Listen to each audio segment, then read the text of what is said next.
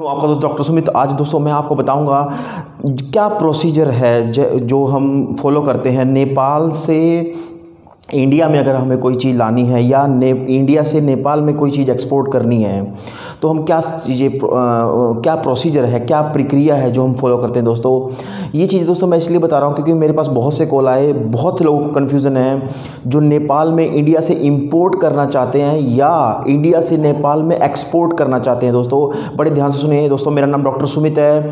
हमारी दिल्ली में regularly exhibition होती है और देश के अलग अलग हिस्से में इंडिया में टाइम टू टाइम एग्जीबिशन होती रहती है दोस्तों। तो दोस्तों ये बहुत बड़ी चीज़ है क्योंकि नेपाल हमारे बहुत ही नज़दीक है दोस्तों और हमारी बहुत अच्छी एग्रीमेंट है, एक फ्रेंडशिप बहुत अच्छी है। तो नेपाल में इंडिया से कोई चीज़ इंपोर्ट करना या इंडिया से नेपाल में कोई चीज़ एक्सपोर्ट करना बहुत दोस्तों ईजी है।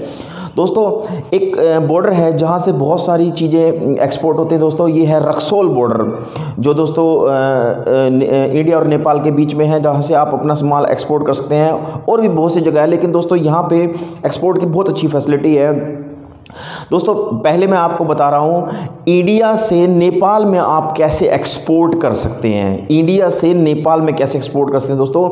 पहले तो इंडिया से अगर आप नेपाल में एक्सपोर्ट करना चाहते हैं तो आपके पास एक कंपनी रजिस्ट्रेशन होना चाहिए।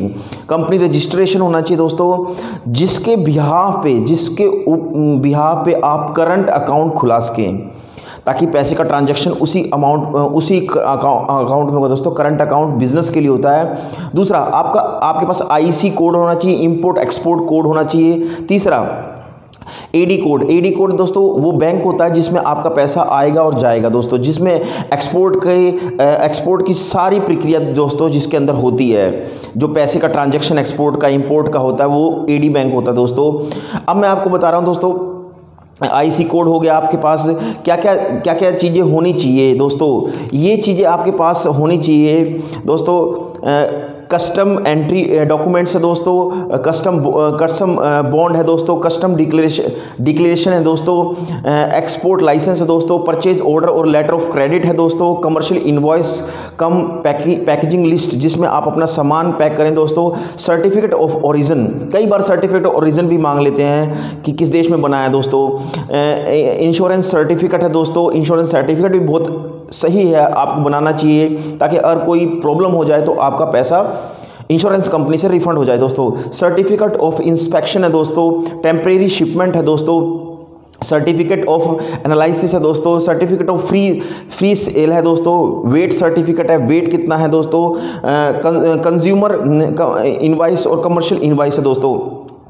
होता है क्या है दोस्तों, जब आपको कोई ऑर्डर मिलता है नेपाल से तो दोस्तों आपके पास जो मेन मैं आपको बता रहा हूं दोस्तों, आप क्या करेंगे, अपना जो इनवॉइस है वो नेपाल में उस कंपनी के पास भेजेंगे दोस्तों, क्योंकि उस इनवॉइस में दोस्तों जीएसटी अलग होगा और प्रोडक्ट का जो प्राइस है, जो कंप्लीट प्राइस है वो दोस्तों अलग होगा। ये आपको भेजना है, ये परफॉर्मा इनवॉइस भेजनी है आपको नेपाली कंपनी के पास या नेपाल में जो इंपोर्ट कर रहा है इंडिया से सामान, उसमें प्रोडक्ट का जो प्राइस है वो अलग होगा दोस्तों और दोस्तों जो जीएसटी है वो अलग होगा, मेंशन होगा सारा के सारा, आपका आईसी कोड मेंशन होगा दोस्तों। ये सब आप नेपाली कंपनी के पास भेजेंगे ताकि वो नेपाली कंपनी दोस्तों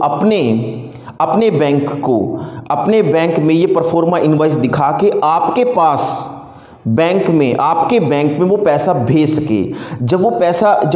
जब ये परफॉर्मा इनवॉइस नेपाली कंपनी के पास पहुंचेगा तो दोस्तों इसको दिखा के वो बैंक में, नेपाल से बैंक में, आपके बैंक में पैसे को ट्रांसफ़र कर देगी, जो 24 से 48 घंटे में दोस्तों हो जाएगा।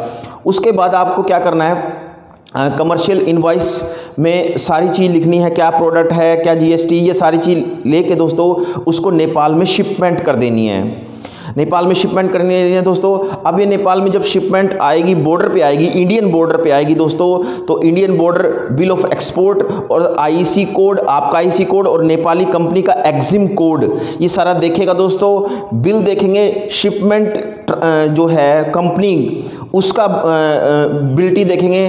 तो देखने के बाद इंडियन जो साइड से है दोस्तों वो माल क्लियर हो जाएगा और वो नेपाली साइड में जाएगा। नेपाली साइड में नेपाली कंपनी ने कोई अपना एजेंट लगा रखा होगा, वो सारे कस्टम ड्यूटी को कैलकुलेट करवाएगा कस्टम ऑफिसर से और उसकी पेमेंट कर देगा। अगर नेपाली कंपनी ने कोई एजेंट हायर नहीं कर रखा है तो वो खुद भी आके नेपाली कस्टम ड्यूटी को वो पे करके अपना सामान को रिलीज करवा सकते हैं। ये तो हुई दोस्तों एक्सपोर्ट करना इंडिया की तरफ से नेपाल में। अब नेपाल की तरफ से इंपोर्ट जो प्रोसेस है, इंडिया से सामान इंपोर्ट करना भी बहुत आसान है। तो उसके लिए नेपाली कंपनी के पास अपना फर्म रजिस्ट्रेशन होना चाहिए, एक करंट बैंक अकाउंट होना चाहिए जिससे पैसा भेज सके या जिसमें पैसा आ सके। मतलब अगर नेपाली कंपनी इंपोर्ट कर रही है तो वो पैसा भेजेगी, तो उसके लिए एक आपके कंपनी के बिहाफ पे नेपाल में एक करंट बैंक अकाउंट हो दोस्तों, और एक एक्जिम कोड हो नेपाल में। दोस्तों आईसी कोड इंडिया में होता है, इंपोर्ट एक्सपोर्ट कोड इंडिया में होता है, नेपाल में एक्जिम कोड होता है जो अलग अलग प्रोडक्ट के लिए अलग अलग होता है। नॉर्मली ये 3 लाख डिपॉजिट करके आप ले सकते हैं दोस्तों। ऐसी बहुत सी जानकारी आपको मैंने पुराने वीडियोस में दे रखे दोस्तों। 190 कंट्री में बहुत अमेजिंग जानकारी दे रखी है, दुनिया के अलग अलग देशों के बारे में जानकारी दे रखी है दोस्तों। मेरा नाम डॉक्टर सुमित है। अगर कोई प्रॉब्लम हो दोस्तों तो आप मुझे कमेंट में लिख सकते हैं या मेरे स्क्रीन पे जो नंबर फ्लैश हो रहा है डायरेक्ट मुझसे कॉल कर सकते हैं। स्क्रीन पे जो नंबर फ्लैश हो रहा है डायरेक्ट मुझसे कॉल कर सकते हैं और अपनी प्रॉब्लम बता सकते हैं दोस्तों। मैं उसका सोल्यूशन आपको बताऊंगा। दोस्तों हमारे चैनल को लाइक कीजिए, सब्सक्राइब कीजिए, शेयर कीजिए, व्हाट्सएप के ग्रुप के थ्रू शेयर कीजिए दोस्तों। एक चीज़ और दोस्तों, अगर आप एक्सपोर्ट के काम में आना चाहते हैं तो हमेशा याद रखें दोस्तों, एक्सपोर्ट के लिए पैसा कम होना चाहिए, प्रैक्टिकल नॉलेज ज़्यादा होनी चाहिए, तो आपका बिजनेस ग्रो करेगा। अगर आपके पास पैसा ज़्यादा है, प्रैक्टिकल नॉलेज कम है, तो आपका बिजनेस लॉस में जाएगा दोस्तों। हमारी प्रैक्टिकल ट्रेनिंग होती है, दिल्ली में रेगुलरली होती है, देश के अलग अलग सिटीज़ में टाइम टू टाइम होती रहती है दोस्तों। पहले दिन हम इंडिया के रूल एंड रेगुलेशन के बारे में बताते हैं या नेपाल के रूल एंड रेगुलेशन के बारे में बताते हैं, कैसे सैंपल भेजा जाता है ये बताते हैं दोस्तों, कैसे सामान भेजा जाता है, शिपमेंट के थ्रू कैसे भेजा जाता है, और प्लेन के थ्रू कैसे भेजा जाता है ये बताते हैं दोस्तों। कुछ डिप्लोमेटिक तरीके बताते हैं जिससे आप बायर और सेलर ढूंढ सके और ये पता लगा सके ये असली बायर है, जेन्युइन बायर है या ये डिफॉल्टर है। हम एक कंप्यूटर प्रोग्राम भी दोस्तों आपको देते हैं जिसके आपका बहुत ज़्यादा आपको बेनिफिट मिलेगा जब आप एक्सपोर्ट करेंगे दोस्तों। सेकंड डे जो 2 दिन की वर्कशॉप में सेकंड डे जो हमारा कॉन्टिनेंटल डे रहता है, जैसे जिस देश में आप एक्सपोर्ट इंपोर्ट करना चाहते हैं उस देश की क्वालिटी स्टैंडर्ड क्या है, रूल एंड रेगुलेशन क्या है, लाइसेंस क्या है, ये सारी चीज़ बताई जाती है उसके अंदर। जैसे आप नेपाल में एक्सपोर्ट करना चाहते हैं तो नेपाल का क्वालिटी स्टैंडर्ड क्या है, क्या रूल एंड रेगुलेशन है, क्या डॉक्यूमेंटेशन लगेंगे, ये सारी चीज़ बताई जाती है दोस्तों। कुछ साइंटिफिक तरीके बताए जाते हैं जिससे आप पैक करेंगे, पैकेजिंग के, तो आपका सामान दोस्तों लंबे समय तक खराब नहीं होगा दोस्तों। तो दोस्तों ये बहुत सी अच्छी जानकारी मैंने आपको दी। 190 कंट्री के बारे में हमारे पुराने वीडियोस में बता रखा दोस्तों, जरूर देखें उनको। तो दोस्तों ऐसी और अच्छी जानकारी के लिए हमारे चैनल को लाइक कीजिए, सब्सक्राइब कीजिए, शेयर कीजिए, व्हाट्सएप के ग्रुप के थ्रू शेयर कीजिए दोस्तों। अगर कोई भी प्रॉब्लम हो दोस्तों कमेंट बॉक्स में लिखिए या स्क्रीन पर नंबर जो फ्लैश हो रहे हैं डायरेक्ट मुझसे कॉल कीजिए, अपनी प्रॉब्लम बताइए दोस्तों, मैं उसका सोल्यूशन बताऊंगा। Thank you very much.